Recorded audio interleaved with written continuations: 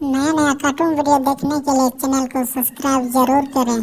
पनौती subscribe करना बहू। ना भूलें। धन्यवाद। किसी की वजह से अगर कोई काम रुकता ही चला जाता है तो लोग उसे पनौती कहने लगते हैं।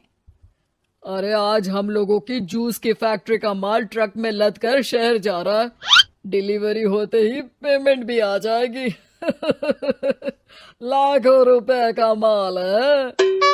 लेकिन थोड़ी ही देर में रितु का पति दौड़ता हुआ आता है।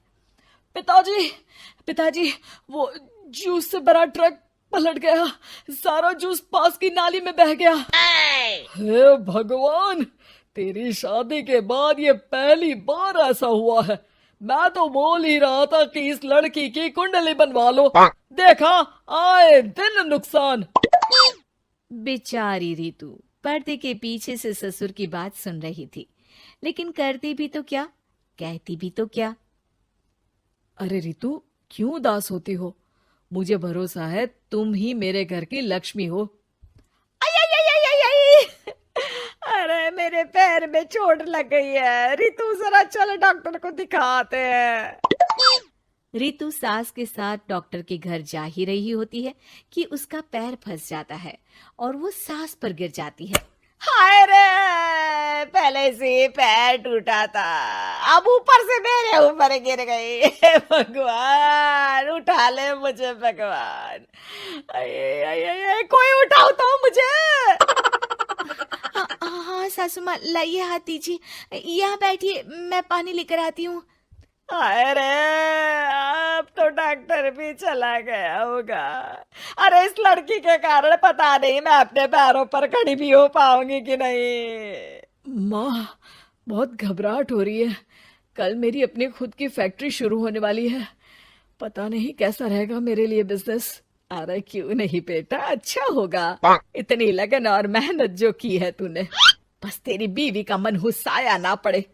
अरे जब से आई है कुछ ना कुछ मनहूस होता ही चला जा रहा है। कैसी बात कर रही हो माँ? एक तो वो अपना घर परिवार छोड़कर हमारे लिए यहाँ आई है, और तुम हो कि... दिन बीतते हैं और एक दिन। निकल इस घर से, मैं कहती हूँ निकल। जब से यह लड़की मेरे घर की बहू बनी है, हर जगह घाटा, हर जगह नुकसान। कभी सास का पैर टूट रहा है तो कभी जूस का ट्रक ही गिर जा रहा है। अरे अब तो हद ही हो गई। मेरे बेटे का इतना भारी एक्सीडेंट कि वो कोमा में चला गया। वो तो शुक्र है कि जान बच गई। नहीं नहीं, हम ऐसी लड़की को अपने घर में रख ही नहीं सकते। अब तो रितु को भी लगने लगता है कि वो मनहूस है। वो चुपचाप घर छोड़कर निकल जाती है। चलते चलते रितु एक जंगल में झोपड़ी में पहुंच जाती है, जहां एक साधु तपस्या कर रहे होते हैं। आ गए बेटी, क्यों परेशान होती है? ये तो जीवन का नियम है। इंसान हमेशा नकारात्मक चीजों को ही सुनता, देखता और समझता है। किसी की अच्छाई उसे नजर ही नहीं आती। आपने मुझे बेटी कहा है तो शरण भी दे दीजिए बाबा। मैं आपका सारा काम कर दिया करूंगी, बस आपके जीवन में मेरे जैसी बेटी की वजह से कुछ बुरा ना हो। साधु आंख बंद करके मुस्कुराता है और रितु उनके घर की बेटी बन जाती है। पिताजी, भोजन तैयार है, आकर खा लीजिए। बेटा, जो भोजन तूने बनाया है उसमें सांप का जहर है, वो खाकर मैं मर सकता हूँ। नहीं नहीं पिताजी, खाना तो मैंने अपनी आंखों के सामने बनाया है, यहाँ तो कोई सांप आया ही नहीं। ठीक है, फिर ला मैं खा लेता हूँ। साधु खाना खाने जाता ही है कि खाना रितु के हाथ से गिर जाता है और वो खाना बिल्ली खा जाती है। बिल्ली उस खाने को खाती ही मर जाती है। नहीं पिताजी, मैंने खाने में जहर नहीं मिलाया।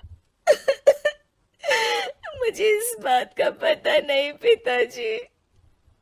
मैं ये बात जानता हूँ।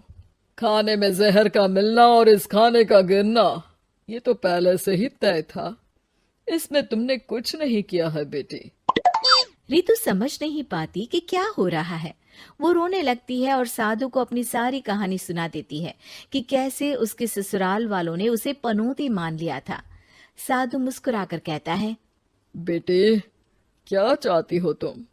क्या तुम जीवन भर यहाँ रहना चाहती हो या फिर अपने ससुराल जाना चाहती हो? पिताजी, मैं ससुराल जाना चाहती हूँ क्योंकि वहां मेरी जरूरत है।